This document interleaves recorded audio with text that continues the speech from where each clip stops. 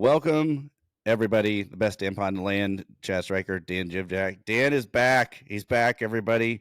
So, major thanks to Juck, to Terry, and everybody for filling in. So we've got Dan back, and Dan, good to have you back, buddy. I missed you. It's we have a great routine going. So, Dan, if his background looks different, he's in Denver right now. I've been joking that you're the International Housing Association vice president or something. But Dan, welcome back. How are you, man? I'm good, man. It's good to be back. I missed you, brother. It's been bittersweet, but it is what it is. Real life happens. Can't say this is going to be a regular thing again, but I won't be here on Friday. I know that, but yeah, we'll do what we can moving forward. I do have breaking news though. Okay, go for it. So today marks day number 4,741 since Michigan beat Ohio State without cheating. Oh, yes. Yeah, that's true.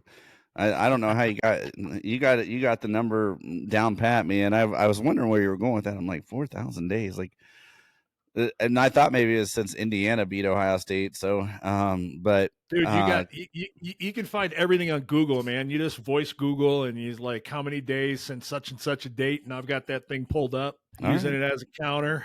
We're in the home stretch to the infraction phase, starting with those knuckleheads. I think their time to respond is this coming weekend, if I'm not mistaken. Yeah, I think it has to be back by Tuesday next week, I think. Is it Tuesday of next week? Yeah. I believe so. I think Tony Gerdeman put that out there. Credit to Tony. He does a good job staying on that stuff. So yeah, so we are into Indiana week, but before we get into that, Dan, living in Nashville, how sad are the Tennessee fans right now? Man, it's bizarre. It's funny that you bring this up because, I put a timestamp on a message in our chat with Juck because I was having some fun with some Tennessee fans last week. And, man, they just got triggered when those rankings came out because Indiana was ranked ahead of them. And I just played the game, man. I just was trolling hard. Was fully committed to the troll job. And, it's weird because they lost on Saturday. I haven't been back in the office because I flew out to Denver this morning. But, it's weird, man, because, there's a bunch of Vols fans and stuff around in Nashville, but it's not like Columbus.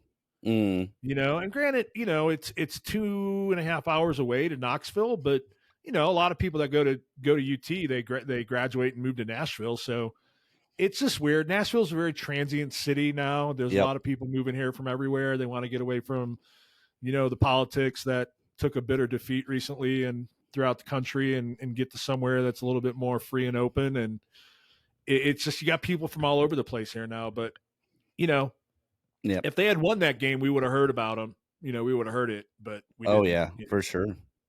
I know my brother, when he lived in Nashville, he lived there for about 3 years. And I know he always said that because he's not from there. He obviously is from up here, and he didn't really have a friend base there. And then like he'd just start making friends with someone and then they'd move away, or like you'd have a little friend group and a couple of them would move away because it was so transient. People would come in, they'd be there a year and then they'd be on to their next.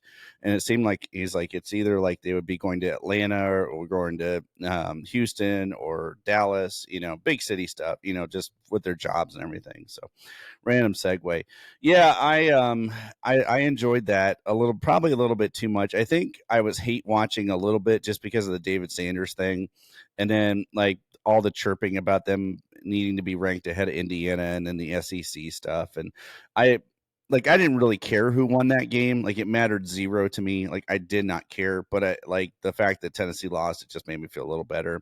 And then to roll over, and I had picked, I jokingly told Terry, I never bet, I never bet on college football, but I was really tempted to take Kansas plus 2.5 against BYU because Vegas obviously knew something. They knew something. Yeah, what did they know? Holy cow. Yeah. And I should have like every ounce of me wanted to just put a 50 spot on that and see what I could come away with. But yeah, so Kansas upsets BYU, so you know, don't have to worry about that too much. Was there anything else that caught you off guard over the weekend? Those were the two that I kind of paid the most attention to.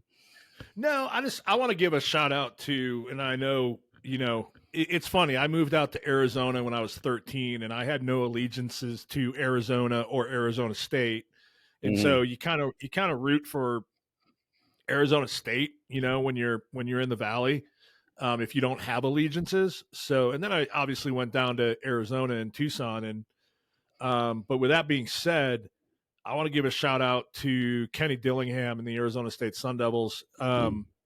Kenny's dad was my first hockey coach when I moved to Arizona when I was 13 years old. Comes from a phenomenal family, just salt of the earth, good people. And, I spoke to Kenny probably in 2010 or 11. I interviewed for a high school job out in Arizona that I had no business interviewing for, but they saw Georgia on my resume, so they wanted to talk to me and talked to him a little bit. And then here we are just, 12 short years later, and he's killing it at Arizona State, doing a great job. So that was great to see them get the win against Cocaine Willie boys. And, they've got a chance to get to the Big 12 championship if things fall their way. They play BYU this week, so they kind of can knock them out of contention and jump up there with Colorado of all teams. Good God.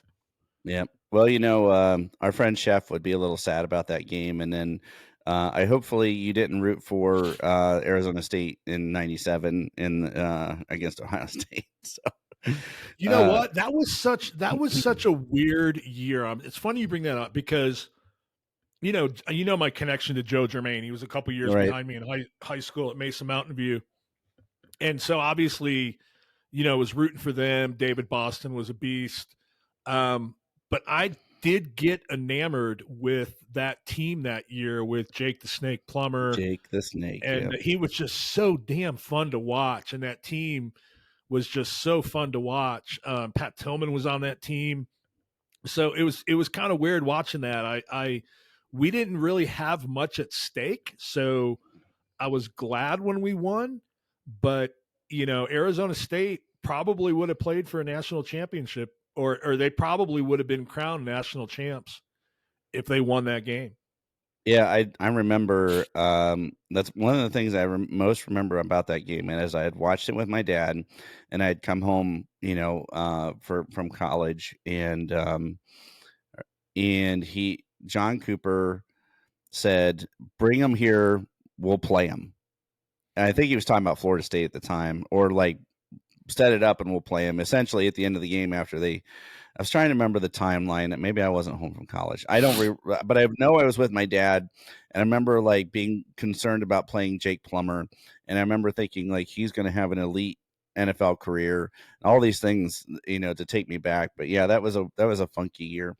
So the other game, Dan, on Saturday that I told Terry, I said, man, I just have this feeling Wisconsin's going to give Oregon all they can handle. I said, night game, cold game, Camp Randall, jump around, the whole thing. And Terry said, well, they'd have to get to the fourth quarter for that to be interesting first. Well, sure enough, it's real interesting heading into the fourth quarter, and they do jump around. And I saw the Oregon players doing like jumping with them. And I really thought, if Wisconsin had even any kind of quarterback play, they would have beat Oregon. They looked like Michigan on Saturday. They had, I think, 97 passing yards. So Oregon did, or Wisconsin? No, Wisconsin did. Yeah. See, I've been so busy, man. I haven't even. I just look at the scores. I don't even look at the box scores. But to our credit, we identified that going into the season as a. Yeah. You better watch out. It's not going to be as easy as you think type game for them. And hey, listen, to Oregon's credit, they were in a tough battle. They found a way to win a tough Big Ten road game late, or middle of November at night. Yeah. Credit to them for figuring it out. I still looking forward to seeing them in a few weeks. Yep, it was an entertaining weekend of college football. Regardless, like there was a lot of Yeah. good college football to be watched. Um, Not so much with the Northwestern Ohio State game. Um, I was really frustrated throughout the first quarter with our inability of the defense to get off the field on third downs. And I don't know why we've seen this against inferior opponents. I really don't get it. Go back to the Marshall game. Same thing. Those first couple series, for whatever reason, and the DB's playing off. We're essentially playing cover three, or they're playing man and then blitzing and giving up the underneath routes. Um, I felt really frustrated in that first quarter, and credit to Northwestern, they were snapping the ball with 2-3 seconds left on the play clock every time. That's the approach, limit our possessions, because maybe they knew that eventually Ohio State's going to get home, and they're going to score points. So what did you think, Dan? How did you feel? Like, it was kind of a sleepy game for me. I was just kind of like, I know we're going to win this. Just like go score points, please. Well, so here's the deal. Again, life is busy right now. Yeah. So I knew I had this trip coming up on Monday. I had to get my dry cleaning back and a sport coat back from the tailor, because I'm here for a week of training and it's like professional dress. Anyways, I had my whole week planned out to where I knew I needed to be home by noon. And I don't know why I did this. So I left at 11 o'clock to start running my errands. And then I was like, holy crap, this game's starting at 11 o'clock local time, which they have all year long whenever there's been a noon kickoff.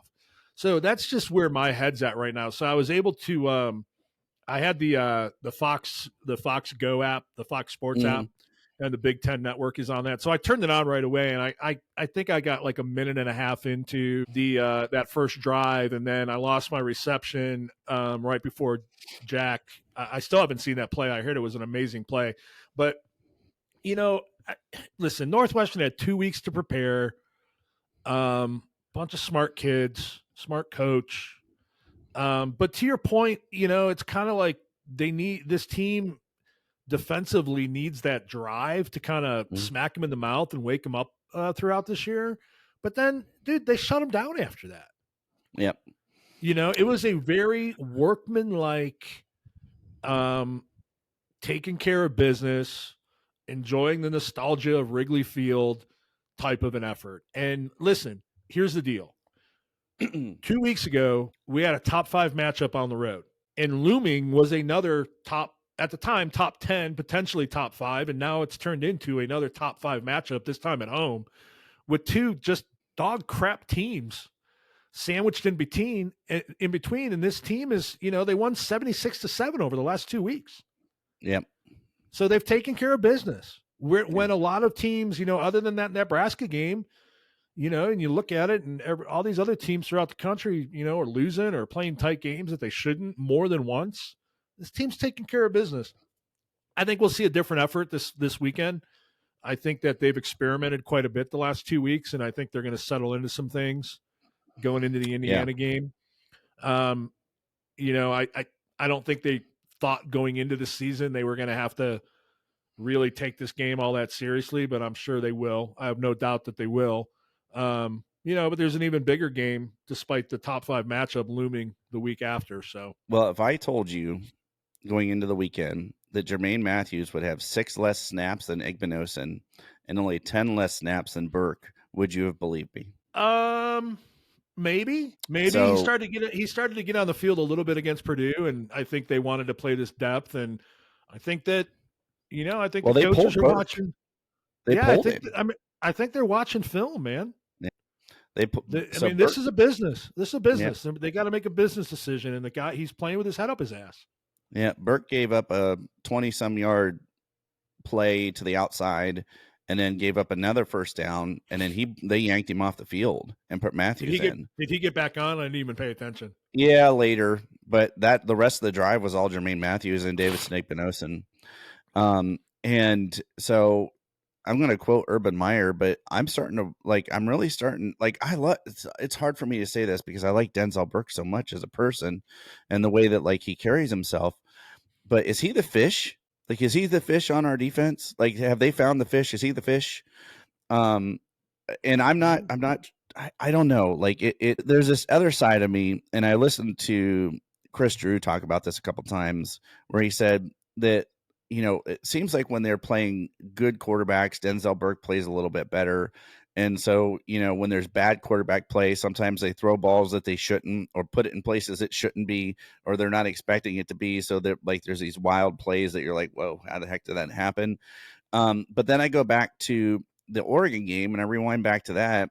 And Dylan Gabriel's a good quarterback. He's not a great quarterback, but Burke got torched in that game. And I think anything that we looked at on film, they really didn't throw it to Dylan Gabriel's right side very much going into that game. So the film would tell you that they don't do that. So I don't know if Burke just wasn't expecting it, but very interesting to me, the amount of snaps that Jermaine Matthews got. Yeah. Yeah, I mean, we've got to develop that depth, and I think after the Nebraska game, it came to a head with Jermaine's playing time. So I can't help but to think that has something to do with it as well. The Burke thing, yeah, it's a mystery, man. I still think that they kind of left him out to dry a little bit in that Oregon game. They didn't provide any help over the top. I'm still convinced that Lathan was playing with a broken foot in that game, or at least a fractured foot. That, yeah. I mean, from what I understand, he was in a walking boot the week leading up to that Oregon game. So I don't know, man. That was such an aberration on the schedule. Yeah.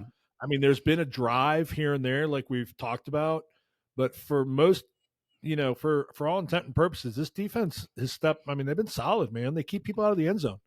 Yep. They didn't give up a touchdown against Penn State on the road. Almost 9 quarters without giving up a touchdown. So they gave up that touchdown very end of the first quarter against Northwestern. Yeah. After a long 13-play drive, too. So that's why I say they just didn't get off the field. But that was that was what Northwestern was doing. And they had a scripted first drive. They had 2 weeks to prepare. It is what it is. I really thought they were going to hold them to a field goal, but so breaking down snap counts, Dan. So I don't really think we need to go into the quarterbacks, but Will Howard had 55. Devin Brown had 3. Trey and he still got trashed on the timeline. I didn't read it. His handoffs were atrocious. Okay. I got to be honest, man. Like the some of that stuff, like I've gotten to the point where I tune it out so much. That's so funny. Trey had 32. Q had 24. Trey definitely had the hot hand later in the game. He just looks fresh, man. He just looks like a different cat out there. People's had 4. People's had a couple good runs at the end. Emeka 47, JJ 46, Carnell 45, then Ennis 10, Rogers 6, and Adolph and Ballard only had special teams. This was the one I wanted to ask you about. G. Scott 29, Bennett Christian 23, and Jelani Thurman 18. So that's a really nice complementary mix at the tight end position that we're starting to see. And they're starting to use Jelani more and more. Like each week, he just progressively gets more snaps. So I know we needed to build depth. We were concerned about that room. G then gets dinged. He catches that knee in the arm, and he essentially ended up with a stinger. It was a dead arm, but he could have come back. And I thought both Bennett Christian and Jelani Thurman played well throughout the remainder of the game.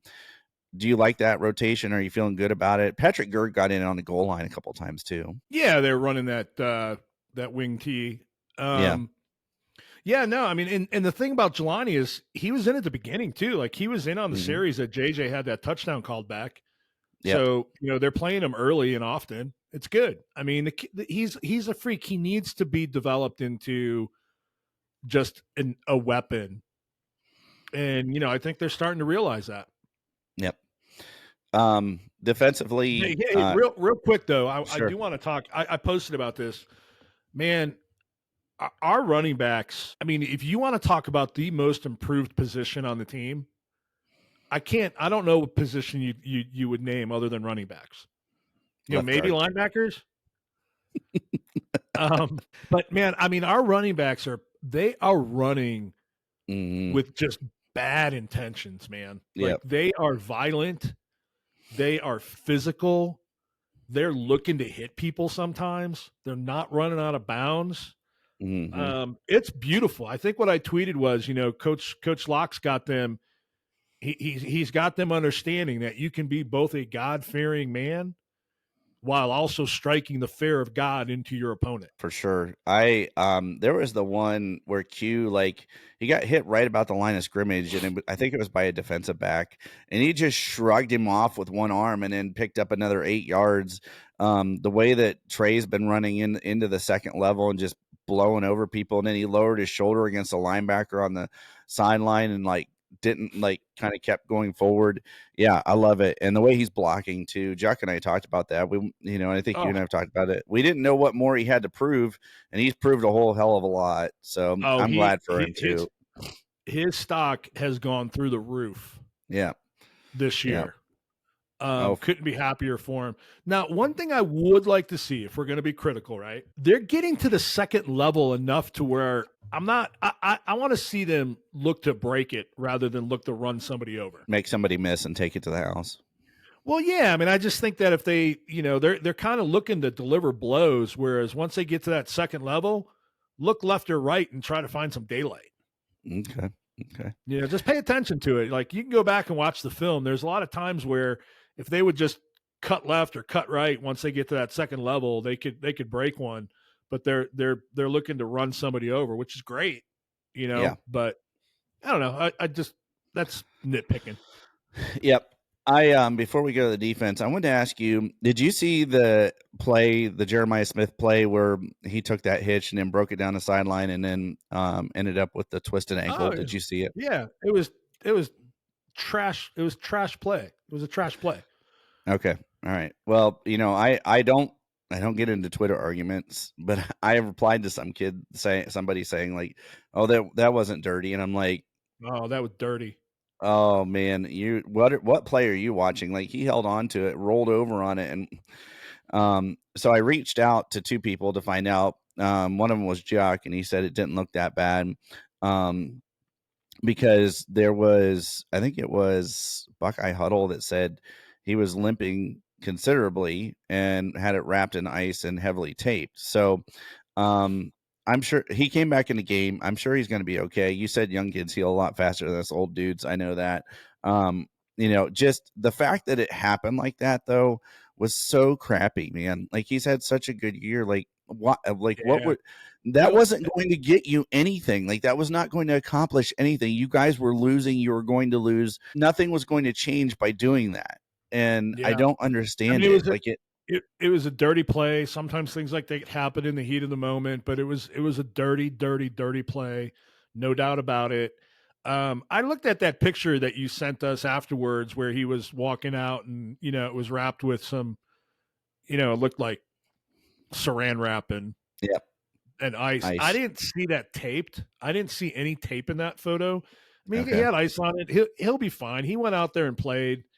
I was a little interesting that they chose to run him on a reverse after that happened. So, to the same side that his ankle's bothering him on it. They ran it to the left, and he would have to plant on his left. I don't know. That was weird. Well, I mean, I don't think it seemed all that bad. Yeah. I was worried. I mean, I got to be honest. When it happened, I didn't notice it, and even so, when I saw somebody post about it. And I'm just like, I don't understand what the big deal is here. I was looking at the wrong player because there was a guy that came in kind of late. Yeah. And I thought that's what everybody was complaining about. And then I saw a close up of the video of that guy just twisting up on his leg and putting it in his arms and just, wrenching on it. Yeah. Yeah. Wrenching on it, squeezing it like it was a muddy, wet pig that he was trying to wrestle to the ground. It was dirty. Yeah. It was dirty. Yeah. It was. That kid deactivated his Twitter, so Yeah, I mean, some freaking knuckleheads went and doxed him and put his home address on there. That's stupid. I know. I just meant like the fact that he did that means that he was getting some serious heat. Oh yeah, he was getting killed. Yeah.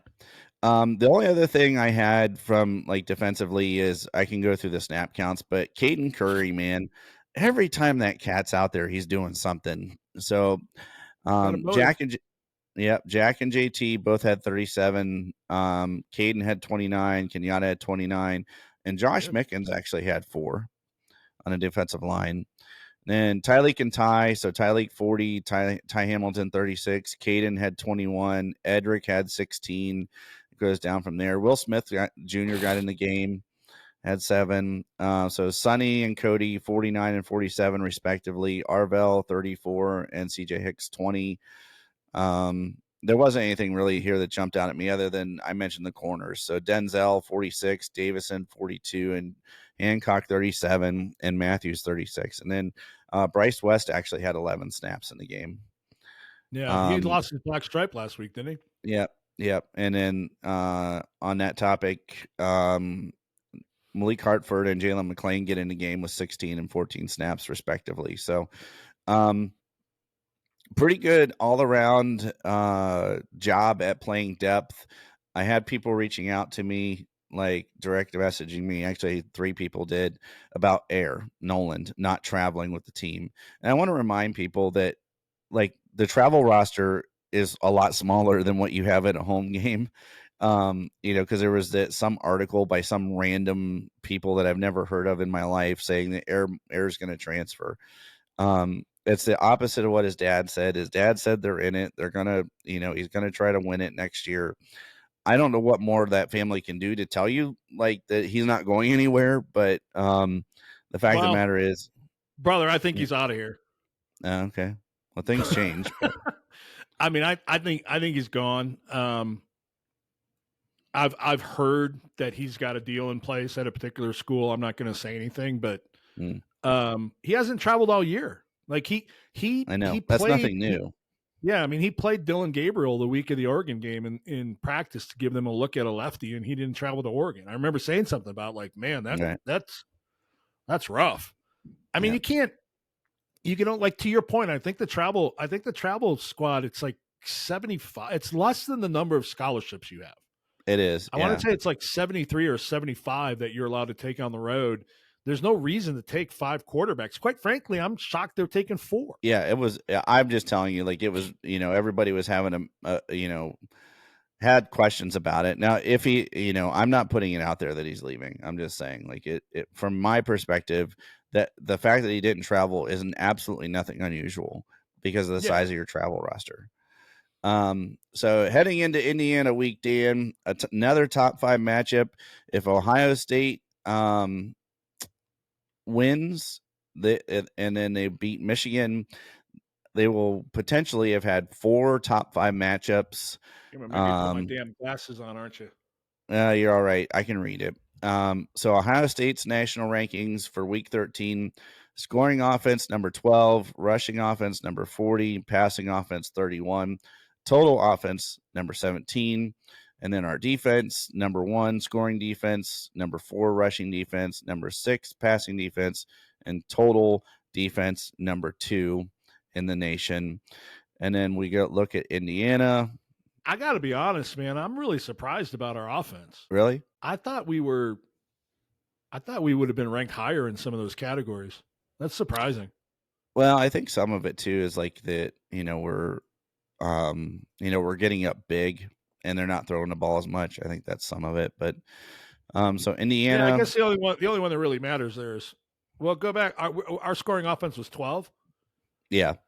Yeah, that surprises me. I figured we were top 5, maybe 7 or 8, maybe. So Indiana's national rankings: scoring offense 2, rushing offense 47, passing 23, total number 15, scoring defense number 7, rushing defense number 1, passing defense number 20, total defense number 3. To me, that's a little indicative of who they've played. And I'm going to float something to you, Dan, and I want to ask you this. Do you remember in 2021, Mel Tucker's first year, they had a good run going. They had Kenneth Walker, came into the Horseshoe, big time hype, had just beat Michigan a couple weeks before, and Ohio State proceeded to just lay the wood, 49 to whatever it was at the end or something. It was an absolute blowout. It was 49-0 at half. Yeah, and I remember, the Michigan fan base saying, "Oh, we see the Death Star is alive and well," and all these things. Um, and they, Mel Tucker had all those transfers come in, a bunch of fifth-year seniors. Kenneth, and they had Kenneth Walker, and kind of feel that way about Indiana, man. Yeah, Bunch of transfers. They haven't played. I mean, their strength of record, and I understand why people were saying stuff. I mean, it's not going to help at all if we go out there and crush them like we did Michigan State. I want to say, I think we were second that year, and Michigan State was seventh, maybe. It was a top 10 matchup, yeah. Yeah, it was a top 10 matchup, and we just annihilated them. We don't have C.J. Stroud at quarterback. I think he had 6 touchdowns in the first half that week. But yeah, I can see something similar to that happening. I'm not calling for that kind of score. I'm just making a correlation between the two. Like Michigan State played a fairly soft schedule. They managed to beat what turned out to be a mediocre Michigan team who cheated. And 4,741 days, Chad. Yep. So it's just a correlation, and then Mel Tucker gets that big deal. Now Cignetti's got his big deal. That big deal, and that included like unlimited cell minutes too, didn't it? Cell phone messages and minutes. Yeah, that's ultimately what got him in trouble. Probably, yeah. Says dang texts. But I don't know. I was just wondering, do you feel that correlation at all? It dawned on me the other day. Yeah, absolutely. I mean, listen, they have not seen anybody with the skill that we have on offense. Not even close. And that includes 9 days ago against the cheaters up north. I think they got exposed a little bit. I think they got, they did jump out to a 17-3 lead at half and probably got a little cocky and stuff like that. But man, they looked horrendous in the second half. They haven't come close to seeing anybody like us on the field. Not even close. Any concerns from you about them having a bye week to prep? Extra week. I think Shanahan. I mean Shanahan. What are you talking about? Isn't he the offensive coordinator? Like Steve Shanahan? For Indiana. Yeah. Huh. I didn't realize that. I mean, listen, I think that they're like the old NFL coach. His son, Mike Shanahan is the offensive coordinator and wide receivers coach for the Indiana Hoosiers. Huh. Okay. I mean, listen, I'm sure they're going to dial some stuff up. I'm sure they're going to attack Burke.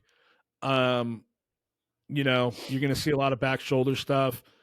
What's interesting is that the quarterback, Rouch, he's more of a drop back passer, like stay in the pocket type guy, but he hasn't been sacked very much, to their credit. So it'll be interesting to see. Rourke, yeah. Rourke. What did I call him? Rouch is the guy from Northwestern that we just played. Oh, okay, yeah. I mean, it's damn close. Yeah. I was just making sure. I was like, wait, what? Yeah, the Indiana quarterback. He's more of a pocket guy, but he hasn't been sacked very much. So it'll be interesting. I mean, I think I think you might see some things this week that we haven't shown before. This is the type of game that Ryan likes to make a statement in.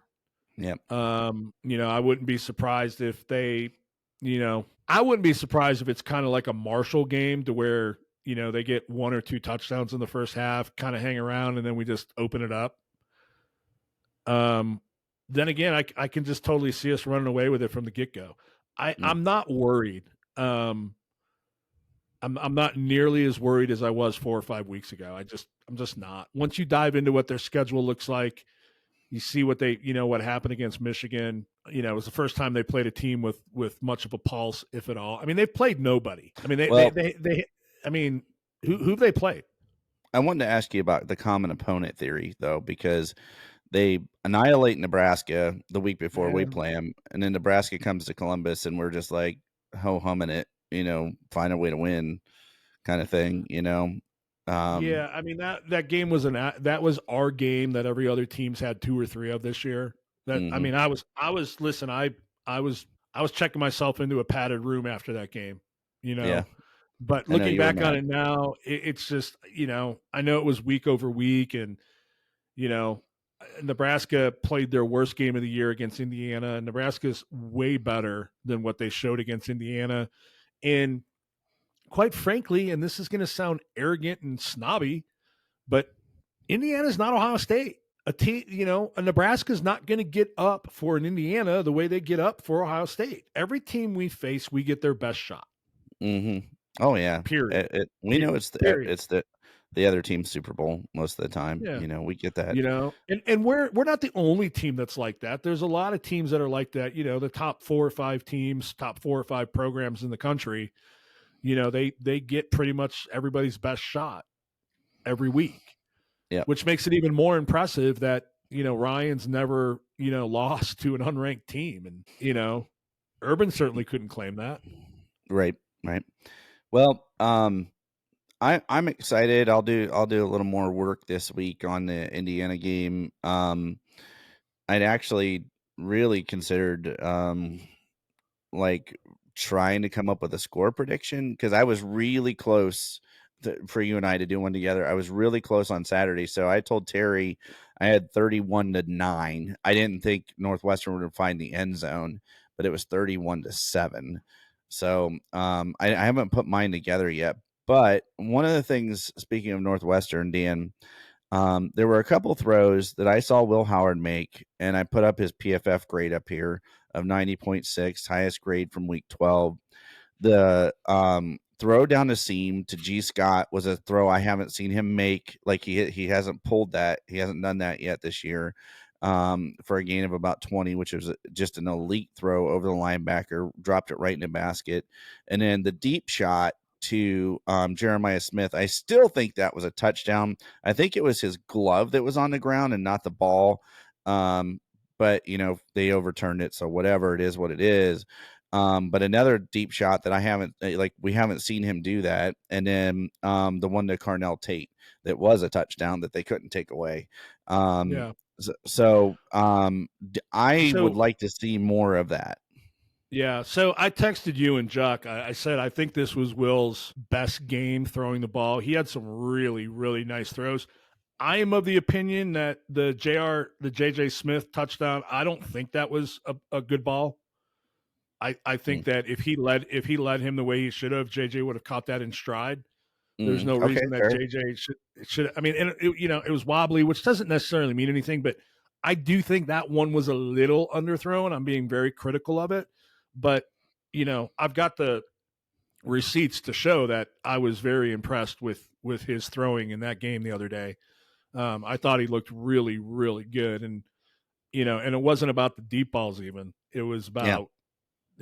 about throws like what you mentioned. There were 2 or 3 like that where he looked really good. Yeah, I walked away from And that. on that note, sorry, Jerry Imig should lose his job. I'm with you.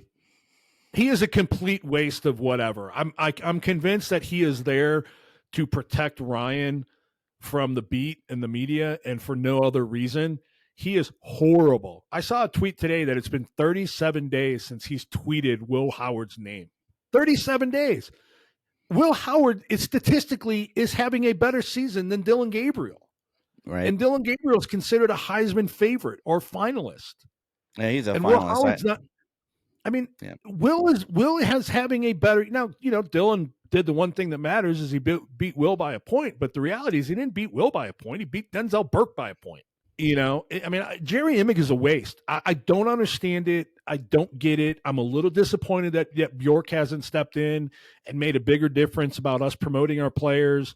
I don't understand it. Yeah, I think Will deserves to go to New York. I think I'm gonna. This is all predicated on if he has a lights out showing against Indiana, you'll start to see that hype crank up, and then All he has to do is beat Michigan. If he beats Michigan, again, that's another one of those things. And yeah, I've been really critical of Jerry Emig. I was really critical of him a couple years ago. I was very critical last year because I thought that they should have started the Marv campaign a whole lot sooner. I don't think he did a good job with C.J. Stroud in the Heisman Trophy. I don't know. Part of me, this is a real conspiracy part of me, thinks that like it's almost like he doesn't want to push that too much because we have the only two-time Heisman Trophy winner ever, and it's almost and that was in the back of my mind with Jeremiah Smith because he's so good. Like that dude Yeah. could literally win So, it his sophomore and junior year, and then that takes away that niche from Archie. Like I yeah, don't know. but we'd be the only school with Yeah, not only one but two two-time Heisman Trophy winners. yeah. Here's the I deal: just feel, despite my rant that I just went off of, I'm not saying that Will deserves to be in New York. yeah. Because I mean, there hasn't been a lights out quarterback this year, man. There really hasn't. No. I mean, I think there are better play. Like, do I think Will Howard is a better player than Jeremiah Smith? No. Do I think Dylan Gabriel is a better player than Jeremiah Smith? No. Do I think Will Howard or Dylan Gabriel are better players than Travis Hunter or Ashton Genty? No. But my point is if Dylan Gabriel is getting the love just because he's the quarterback on the top ranked team in the country, there is no reason whatsoever that Will Howard shouldn't be getting the same amount of love, whether it's warranted or not, which I'm saying I don't think it is. But if it's like, hey, listen, if like do your job. If Gabriel's getting that love, then Will Howard should too. Yeah, fair enough. I mean, And honestly, he's not because Jerry Emig sucks at his job. yeah, I agree with you. I mean, I was trying to think, there's probably like 3 quarterbacks right now in college football that I would take over Will Howard for this team. Yeah, probably 3. I would say there's 3. You can't say that without naming them. So number one would be Jackson Dart. Mm-hmm. Number 2 would be Nico. No? Okay. Well, I just think his upside's tremendous. And then I don't know. That was probably maybe Jackson Dart for sure. Yeah, I mean Nico for this team this year with the way I did say this year. Yeah. Okay, so this year Jackson Dart.